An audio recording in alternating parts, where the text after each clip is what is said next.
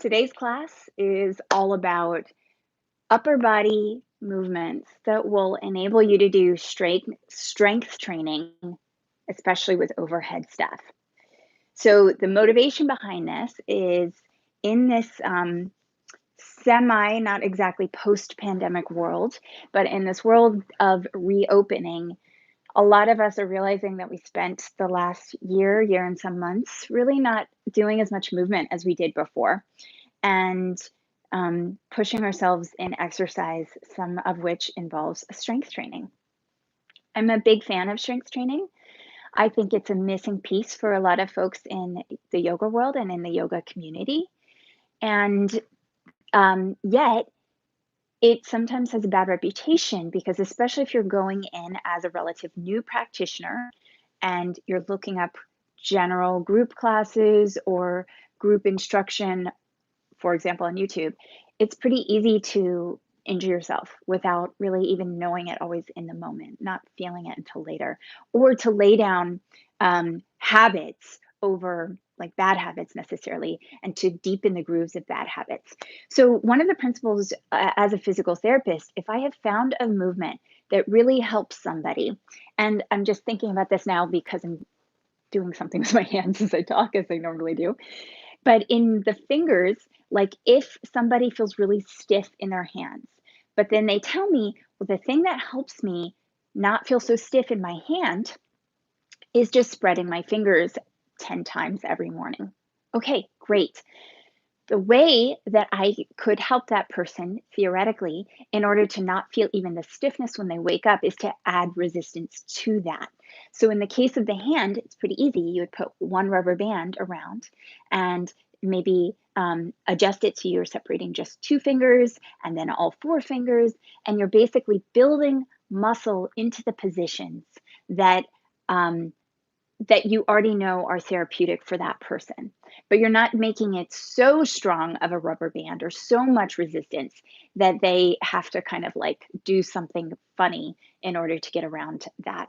So, similarly, with strength training, it can be very helpful to learn how to do overhead stuff.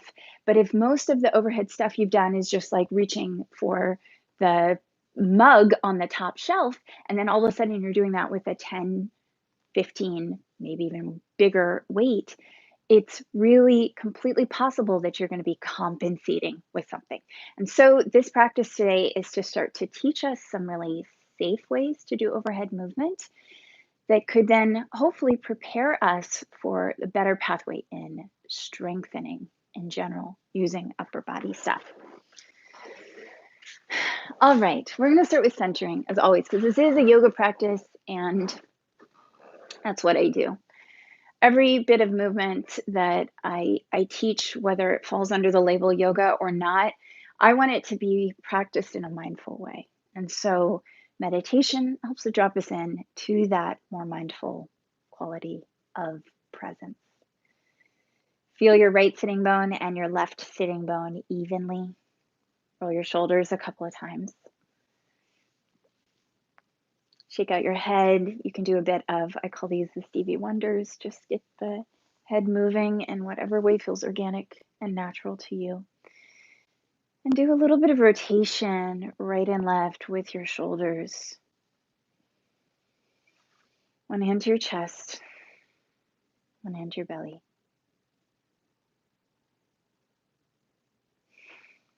Find center. Allow your eyes to close. Your only task is to notice the thoughts that come up and allow them to kind of float by like clouds.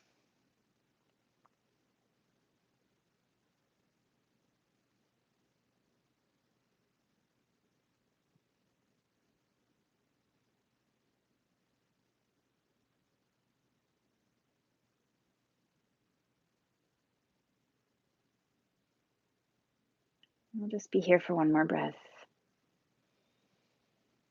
Full inhale, full exhale. With your next inhale, open your eyes.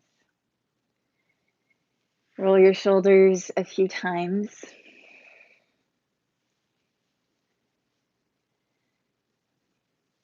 And squeeze your shoulder blades back, lift your chest a little bit, and then roll the shoulders up towards your ears. Bring the shoulder blades as high as you can. This is called scapular elevation. And then let the shoulder blades drop a little bit in front of you. So it's back, up, fullest possible range, forward, and down. In the yoga world, there has been some demonizing of some of these movements, as in drawing your shoulders up will somehow make you clench your neck or crunch your neck. That's not true. This is a movement really of your shoulder blades, although it activates some muscles of the neck. But if we never activate the muscles of the neck, that's going to feel pretty crunchy because the neck is going to become less stable as a result of us purposely turning off certain muscles. So, as usual, we will move from here onto our backs, and please have your block or two blocks within arm's reach. And also, if you happen to have a blanket for the practice today, I would like you to have that ready and kind of rolled up. Okay, so you've got your rolled up blanket, one or two blocks. We're going to come onto our backs with plenty of room overhead. So you should be able to reach your fingers overhead, yeah? And once you're on your back, let's connect to our core a little bit. Bring our hands to your abdomen, pinky fingers to the front of your pelvis, thumbs to your low ribs. As you exhale, flatten your back and just feel that connection of your abdominal muscles doing this. Please pay attention to, as best as you can, the subtle difference between flattening your back and having our lovely, healthy, fatty tissue roll up a little bit versus flattening your back in a way that is like bearing down, like ugh, that kind of thing, the sort of wrestler shape that they make. So you don't want to do the second one. You don't want to bear down. You don't want to push anything down or out. The idea is that you're maybe even exhaling like you're blowing up a balloon. And all you're doing is you're tipping your pelvis backwards to some extent using your legs, but hopefully to a large extent using the muscles between your low ribs and the front of your pelvis. That's the key. So we're going to work lower body for just a second, just to stay really stable and present in our mindful movement. And keeping your back connected to the ground in the way I just described, start to march your legs. You can think of these movements as sort of half of a yogi chair pose. And certainly they're very Pilates inspired movements. I have heard different teachers over the years say, like, never flatten your back or flatten your back and then find that natural arch again. But honestly, most of us at some point during the day, whether it's when we're tying our shoes or putting on our pants, we're flattening and rounding our back. And so we need to be able to do that with muscular stability. And the floor is a really nice, safe way to teach that. So I hope you appreciate and enjoy all of this. Okie dokie. So lowering your legs down, let your back relax, let everything shake out for a moment. Grab hold of your blocks. If you have two of them, great. If you just have one of them, you're going to hold onto both sides of the block here. And you're flattening your back again in a happy, nice, non-bearing down kind of way. And we're just going to draw the shoulder blades up and forward. So my elbows are straight. I'm holding the block up towards the ceiling. And the only thing that is making the block get closer to the ceiling is my shoulder blades moving through what's called protraction and retraction to neutral. So protraction is when your shoulder blades wrap around the edges of your rib cage. Now, what you might notice with this is that your neck is doing a lot of work. So if that's you and you notice that, take the back of your head, lengthen it a little bit, drop your chin down, put your one hand at the front of the neck and try not to move anything there. If you feel that you can isolate your shoulder blades, great. You don't have to do this with me, but I want you to feel that you can kind of Keep your neck, front neck muscles, um, relaxed as your shoulder moves. And then, of course, do the same thing on the other side. For some of us, this may not be possible with the head flat to the floor. You may just be constantly kind of lifting up in this way, in which case, feel free to use your blanket or a towel roll or a really small pillow under your head. The short secret, if you don't want to watch any further, and I hope you do, but the short secret to weight training, especially with overhead movement and arms, is to allow your shoulder blades to move freely and stably. They are the connection of your entire upper body limbs, connection of your upper arms, your upper limbs to your axial skeleton. It's coming through the shoulder blade, through your collarbone, believe it or not, that little delicate thing. And that is how it connects to your axial skeleton, to the rest of your body. So you got to have all of this muscle. So we're going to bring our block or our two blocks over the chest, and we're going to do some Chaturanga arms now. So if you have two blocks, push them towards one another. And if you just have one block, push in from either side. Take a big, easy breath. And as you exhale, flatten the back, ribs drop down. And you're just going to push your block or two blocks up and then draw them down so your elbows are by your side. So the difference between a Chaturanga yogi push-up and a regular push-up, I should say, is that in Chaturanga, the hands travel a lot and the head facing the floor travels a lot compared to where the hands are. So you're squeezing, you're driving up and bringing your blocks, squeezing them in, squeezing the hands. Hopefully that makes sense. Elbows down by your sides. Up and forward as if you're in plank arms, and then arms by your side. And I don't know about you guys, but already just from this action, I'm starting to feel a bit of fatigue. But a lot of us, and you can rest your arms here, a lot of us go through Chaturanga with the elbows kind of out and the shoulder blades really collapsing forward. So we're building our capacity to hold the shoulder blades in a neutral position as we do this. So now you're going to have one elbow pretty close to your side, and you're going to hold your block in a vertical position. This is important because it will get harder than if you hold it in the medium position. And you're going to tick-tock your arm back and forth. This is called internal and external rotation of the humeral head in the socket. So tick-tocking back and forth here. Keep the ribs down, keep the abdomen somewhat engaged, and your breath easy and sweet. We're going to take it to the other side. You may see my arm not move through as big of a range of motion just because I have a wall there. But go through as big of a range of motion as you can. And as you can stay on your back and keep alternating arms if you'd like, but just to show you that my elbows are about 3, 4, 5 inches away from my trunk as the arms are going out with this. If you've got two blocks, you can also do this with both arms.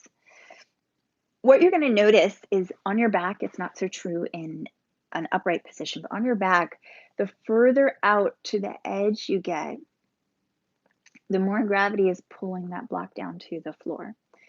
And so if you feel really unstable there, that's something really important to know. It means your rotator cuff deserves a little bit of strengthening and attention. And what I would recommend is actually allowing yourself to go into a challenging but not impossible position. This is going to be more true for those of you with heavier blocks, but of course you can do this with a can of soup. You can do this with any household object, a book, etc. So you can really vary the weight a lot until you feel stable. We're going to take our rolled up blanket now and keep going with kind of that theme of push-up and Chaturanga. And the blanket is going to go under our upper body. Now you can see my blanket is not quite long enough to cover both my bum and my head. So I'm going to prioritize my head. So bum is coming to the bottom of the blanket. Head is kind of close to the top of it. And again, double up the blanket or add a towel if you know you have a little bit of forward head going on. Grab your 1 or 2 blocks. And we're going to go right back into that whole chaturanga to plank position. By the way, what I'm doing with my pelvis right now is I'm just sort of pushing through the legs, using my abs, but also now more of my legs to lift my butt off the floor to keep it neutral with the rest of my spine. And we're going to take our hands a little further out. So here, I think the secret for a lot of yogis is to make sure you don't back bend immediately. You want to drop your elbows to your sides and then push up and drop and push up so that you're moving through this healthy range of motion that looks a bit like a bench press. Now, again, if you want to, you can put your 2 blocks together and you can drop the blocks in close to your chest. Squeeze in, try not to use your thumbs, and push up, very similar to what we did earlier with the chaturanga. I feel so much happening in my abdomen right now. And we're just going to do a few more of these. This looks a lot like the chaturanga unless you purposely let your elbows go out to the side. And the difference now is that our elbows have the capacity to dip a little bit lower. And so our shoulder blades are going through a fuller range of motion. Yes. Okay. I have 1 or 2 more things to say about chaturanga. We're going to set the blocks off to the side for just a moment. And what I have to say about chaturanga is that it's actually a very disadvantageous way to do a push-up, to lower yourself with your elbows in super close. The cue of hugging your elbows into your side ribs is a little bit excessive. It can be interpreted as bringing your arms all the way in, and I do not recommend that for anybody. I recommend letting your elbows kind of float out a little bit so you still have the chaturanga form, but you're in a more engaged position. We're not really doing necessarily so much chaturanga today. We might, but we might not. But what we are going to do now is just stay on the block, stay on the blanket roll, that is, and then reach your arms up overhead. Clap your palms together, bring the hands into prayer position, also known as Anjali Mudra, except that out here, I'm sure it's a different mudra. We're going to reach up and over. I said we would need that overhead room, so go ahead and adjust as needed if you wiggled around on your yoga mat as I did, and then reach one arm up and by your ear, and then back to neutral. Other arm up and by your ear and back to neutral. Now the blanket is going to give your shoulder a bit more freedom than if we were just flat to the floor. And what I want you to do is I want you to start with that protraction we talked about earlier. So the shoulder blades coming around the sides of the ribs. So you're really doing that little extra reaching. Again, keeping your neck out of it. And you're keeping that protraction. So I'm going to exaggerate a bit. I'm pushing, reaching. The shoulder blade is now upwardly rotating. The bottom tip of the shoulder blade is all the way at the side front of my ribs. And then it's slowly moving back down. If we don't let our shoulder blades move, then all of the overhead movements we do in weight training are going to be compensated with our neck muscles. Yes. And I just made a kind of yucky looking face because obviously that is not a good thing. You should feel when your arm is by your ear, whether you're in down dog or handstand or anything, you should feel like you're holding a helium balloon and your arm is like lengthening away from your body. If you know who Inspector Gadget is, he had these like extra stretchy limbs, and you can imagine that you're like Inspector Gadget. You don't want to be Gumby because it's not about being so flexible that you have no stability. It's about building more stability by being able to extra reach your limbs.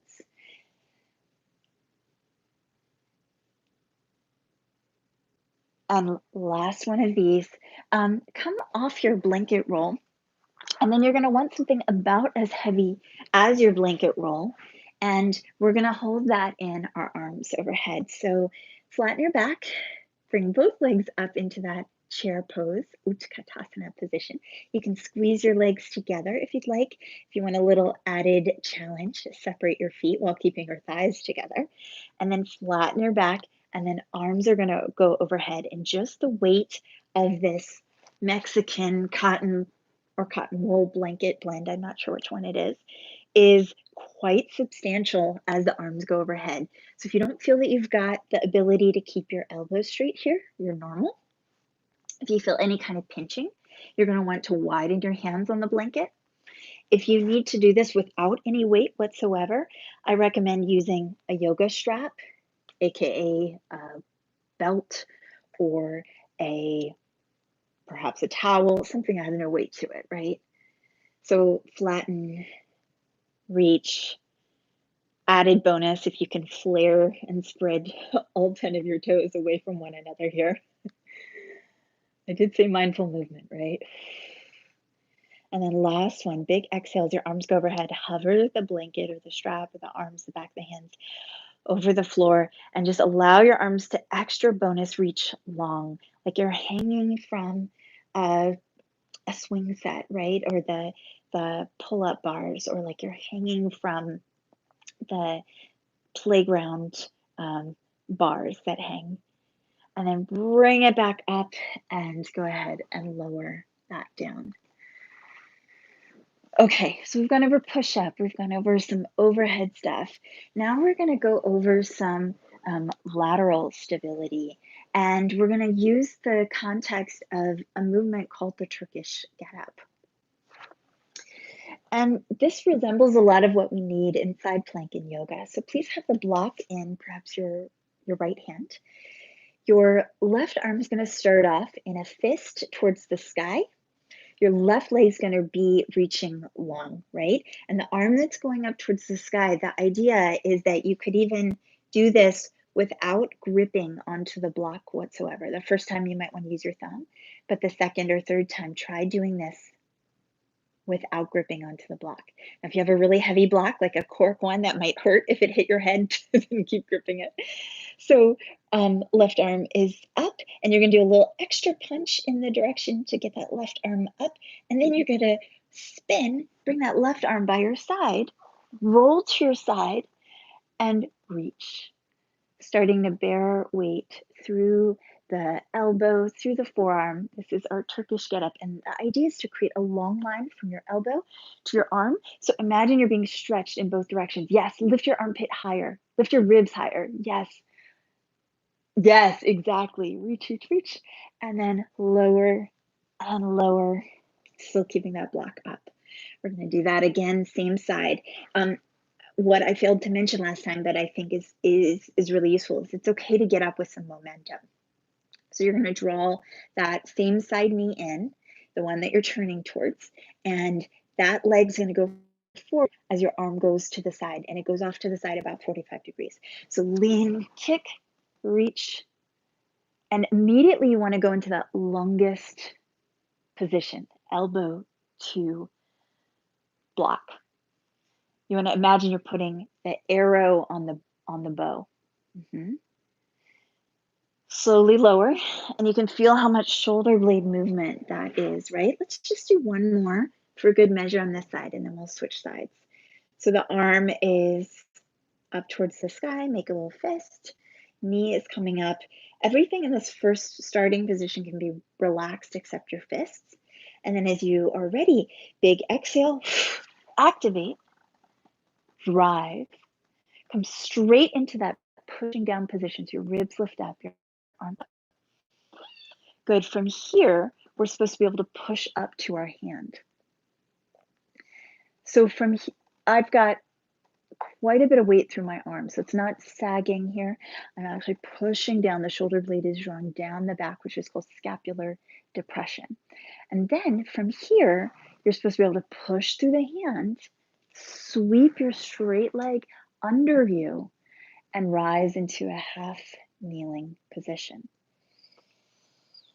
Draw your ribs in. Let the head go free.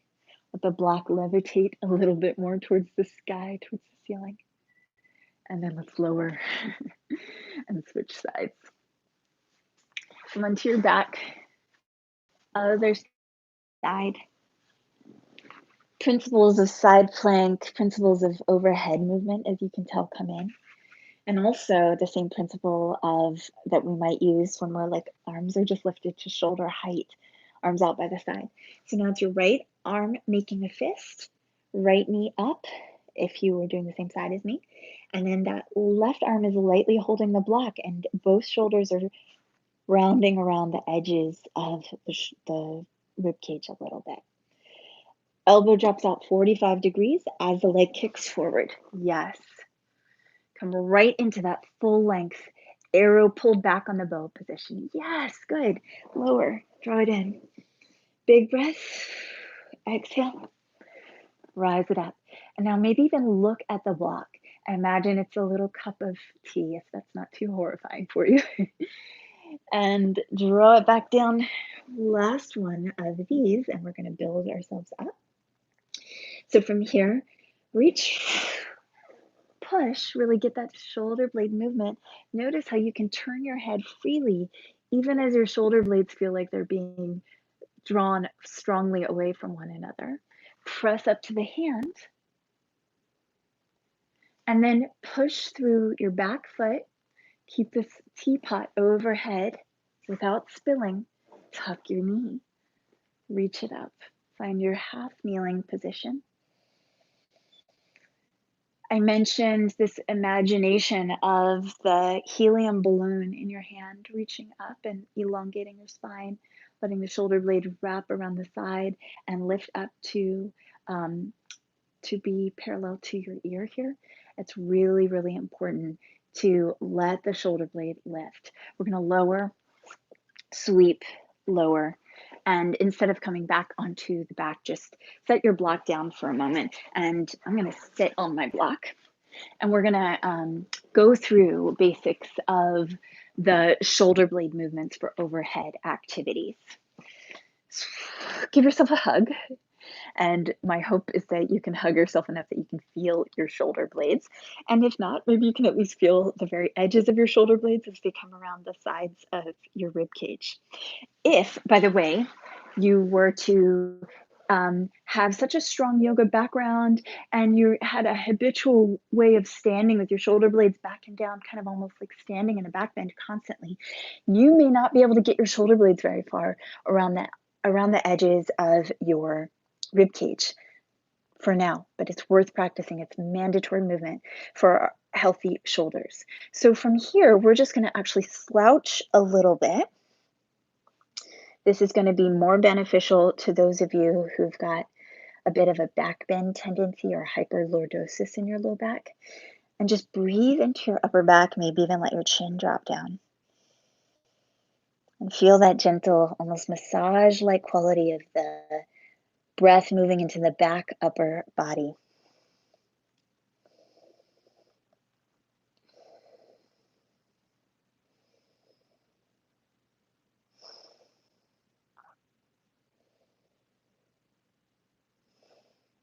Good. And then inhale, find your way to neutral and unravel the arms and reach them up overhead and come right back down. Sweep the arms around your rib cage, maybe taking the opposite arm on top. Feel the shoulder blades wrap around. Draw your elbows up like you're trying to cut off your speech. And then keep the shoulder blades lifted as your arms reach up overhead. I have to work pretty hard here not to go into a banana back, not to go into a back bend. But you should be able to do this, arms by your ears, without a back bend in down dog and certainly in weightlifting if you have some weight in arms overhead. Come back down and roll it out a bit. Roll out your shoulders. Feel all of those wiggles possible in your shoulder blades. And then we're going to do one last fun teaching movement. So just to be really super clear here, your shoulder blades can scrunch as much as they want to your ears and your neck can still move, right? Try that with me. So this idea of the arms going overhead while the shoulder blade is being pulled down your back is, pardon my language, bull crap. You know what I mean? It is total anatomic nonsense. So you do want to allow your shoulder blade to move. If you're pushing the ground away in down dog, you want that shoulder blade to be able to push away, or the whole shoulder, everything to push. It's not about pulling in one direction, pushing the other. And if you are lifting something heavy, you need to have that shoulder blade lift up. Your head and neck are still free. So the way that I like to teach it is 80s aerobics arms. So imagine you're in like a Jane Fonda video, right? Or I am Jane Fonda, maybe in this case, not sure. And you're just gonna reach, reach, reach, reach. I think this might also be some kind of dance, like pick the apple or whatever it is. And just reach. Don't let yourself go into the back bend here. Feel how your shoulder blade, if you're really, really reaching, it's gonna drive up towards your ear, and there's nothing harmful that's gonna come from that for almost everybody. It's probably one of the best things we can do. Let's let the arms come down for a moment and come onto hands and knees. Now, we haven't warmed up our wrists a whole lot, so if you need to be, if your wrists are more sensitive, feel free to have your hands on your blocks here, or even to use your blanket to roll up under the heels of your hands. So a couple of tips for weight bearing through the arms. You are also welcome to spin your fingers out a bit more, and you don't have to keep your fingers pointed in one direction. I want you to actually close your eyes for a moment. Notice what feels like a good position for your hands. It could be a slightly different on the right versus the left. And then round your upper spine a little bit. Yeah. Breathe into your upper back. And then drop your belly, pull the heart forward. Exhale, round to the sky. Drop the belly, pull the heart forward. Exhale and round. And drop and pull. Exhale, round. Drop and pull.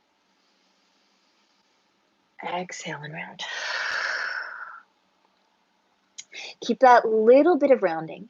We're going to set the left hand underneath. And again, if you're using the block, if you want to just put a little less weight through the arms, you can do that. That right shoulder blade is going to squeeze back a little bit. Palm is going to face forward or down towards the floor. And we're going to initiate this movement, arm by the side, from the shoulder blade. Imagine you're reaching to 6 o'clock on a clock. If you've got your right hand, you're reaching to 6. And then from the shoulder blade, initiating the movement from the shoulder blade, reach to 5. Reach to 4.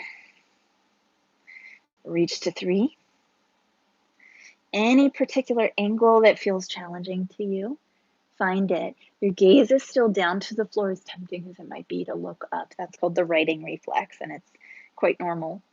But you can override that when you're a grown up. And then let's say you're at 3, feel free to go to 2, feel free to go to 1 o'clock, feel free to go to 12 o'clock. At 12 o'clock, your palms should be facing forward. And so we're going to go right back down the clock. I'm going to keep my thumb up this whole time.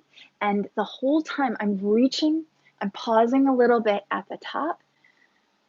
I'm breathing into the challenge of it.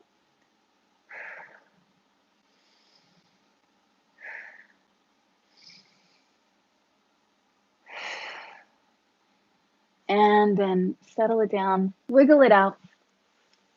We'll take it to the other side. You don't have to turn around if you've got space beside you.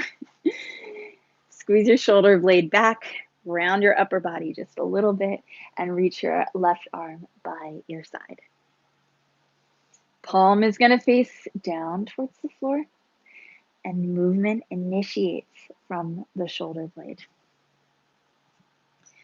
If the overhead stuff is too much for you today, and just know that we're not doing any more weight than our arms right now. And this is really, really important. I'm just going around the clock, by the way, as I talk to you. Really important to have the stability of just your limb through the rest of your body before you add on weight. As the arm goes by the ear, remember the palm faces in, back of the neck stays long. We're going to go right back around the circle. initiating movement from the shoulder blade. How do you know that you're initiating movement from the shoulder blade? Your sternum, your chest is going to rotate a tiny little bit, right? If your chest is just fully down and you're just doing this, then you're probably not initiating movement from the shoulder blade, right?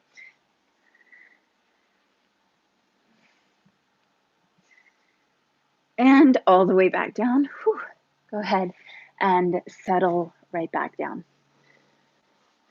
Grab a hold of your block.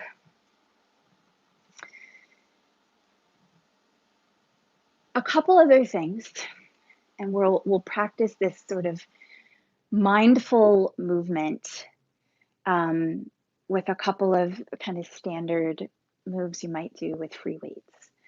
You're going to bring your right hand to the left side of your neck, and in your left hand, hold your block. You can come into kneeling if you'd like. I'm a big fan of kneeling for those who can tolerate it. And if your knees don't like it very much, open up your blanket, put it under your shins, and let the sensitive part of your knees actually hang off the front of those shins. That should do the trick. So arms kind of hanging down by your side, and you're going to lower slowly and lift. Under the hand, you might feel a little bit of movement, but the majority of this movement should be in your elbow, right? So as your arm goes down, a compensatory, not healthy thing would be for your shoulder blade to really shift forward. So don't let that happen.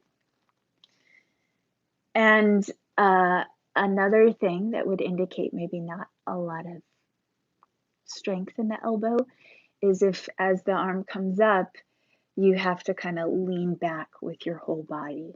So don't do that either. It's probably not going to happen here with the block, but with a weight, if you have to lean back, you're not strengthening your biceps. You're strengthening or hinging somewhere lower in your trunk. Yes, beautiful. Love it. Love to see it. I'm going to go to the other side. And if you're at home and you want to experiment with your weight, especially if you have like small weights, 3 pounds, something to start with that you can work your way incrementally up, you can just really feel this particular movement.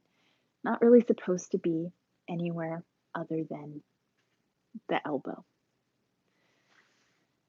Okay. The next one is often done kind of in tandem with that. And you're going to reach your arm up. And then I guess a good thing to do here would probably be to put your hand, there's a bunch of different spots we could go. Put your opposite hand on your ribs and then bend down, almost tap your block to your back and then straighten up. When I see folks at the gym doing triceps extension like this, or elbow extension strengthening, I often see a lot of rib flare and a lot of swinging from the trunk. So if you can minimize that, even if you can't put a lot of weight to it, you'll actually probably be better off. The same principles of reaching with your elbow apply here. Let's switch sides.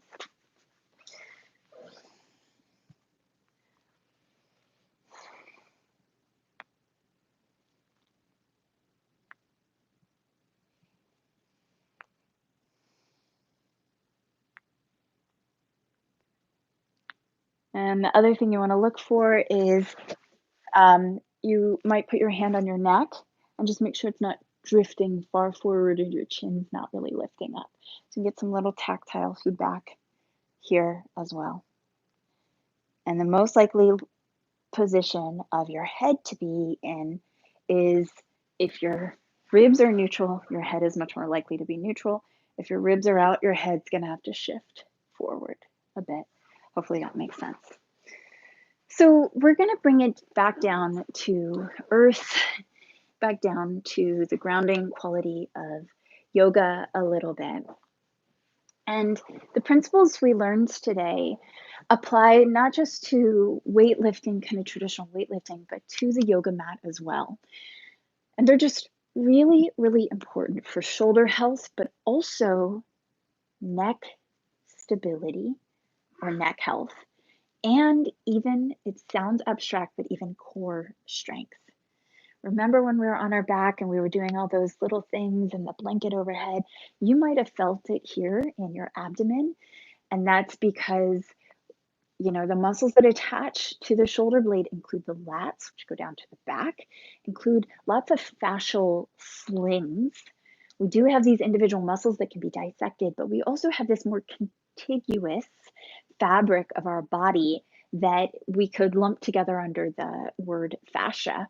And those fascial slings or collagenous slings are not always in the same patterns as what we think of as a muscle. Hopefully that makes sense.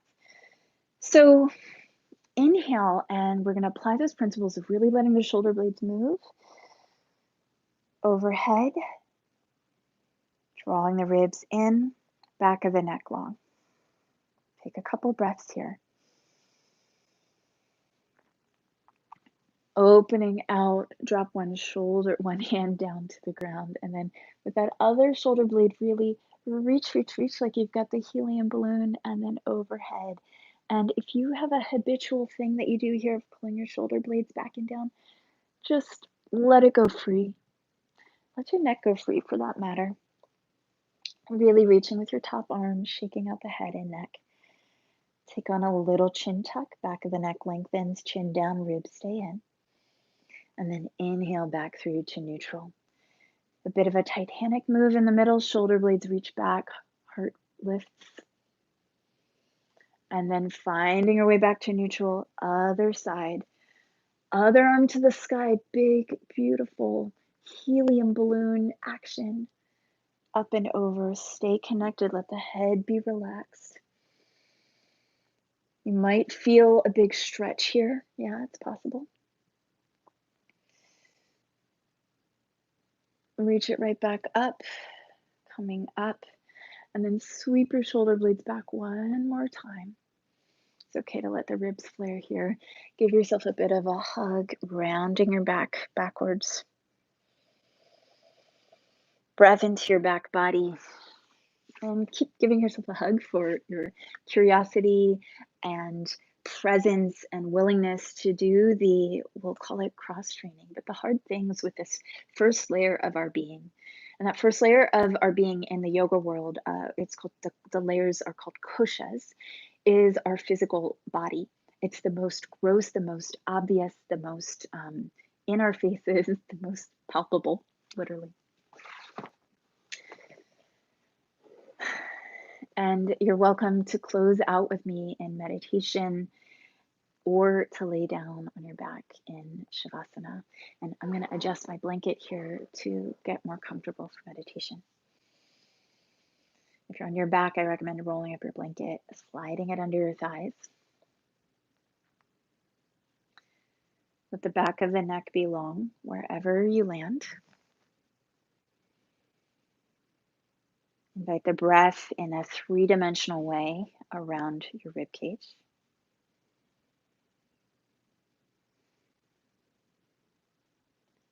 Hands may fall by your side, palms up. On your lap, palms down or up. If you prefer, land your hands on your chest or your torso. Drop into the other layers of our being. The intellectual layer comes next. I am safe. I am supported by gravity. There's no work to do in this moment. Underneath the intellectual, recognize the emotional layer. And whatever it is that you're feeling, feel free to name it. Allow for that feeling to be true, a verified energy, and allow for whatever feelings are in you to be moving through you. You are not your feelings. You are not your sadness. You are not your anger. You are not your stress, for that matter. You can feel those things and see them for what they are, energies that move through you.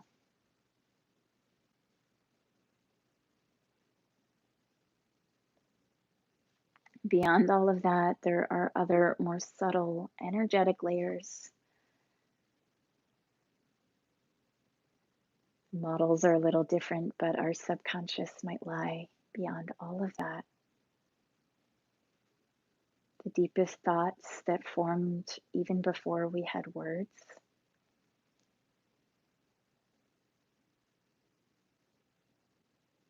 Let us breathe into that. Let us invite in an expansiveness.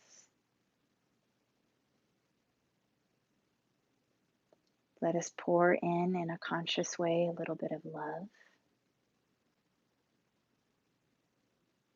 to all of the complexities of ourselves.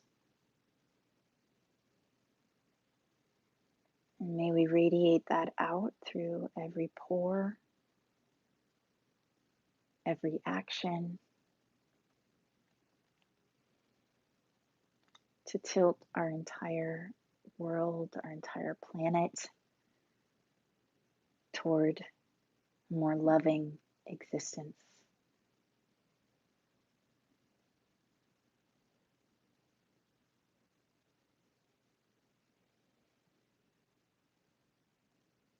That is the yoga.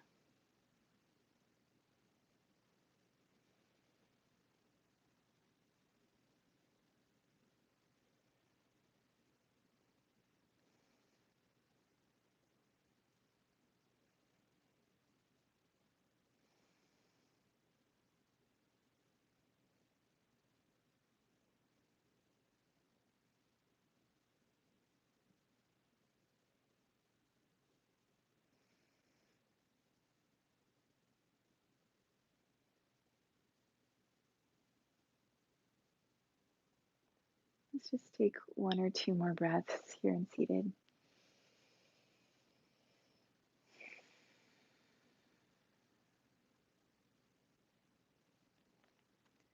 On your next inhale, open your eyes. If you're on your back, you can take more time. You can rock a little side to side, wiggle your fingers, wiggle your toes, anything that feels good to you. Roll to your side and rise up to seated. We'll take our time pressing the palms together over the heart, representing that unification of all parts of ourselves. And I just want to thank you so much for joining me today in this practice and for showing up for self care, for showing up to be stronger with the layer that interacts with the rest of the world.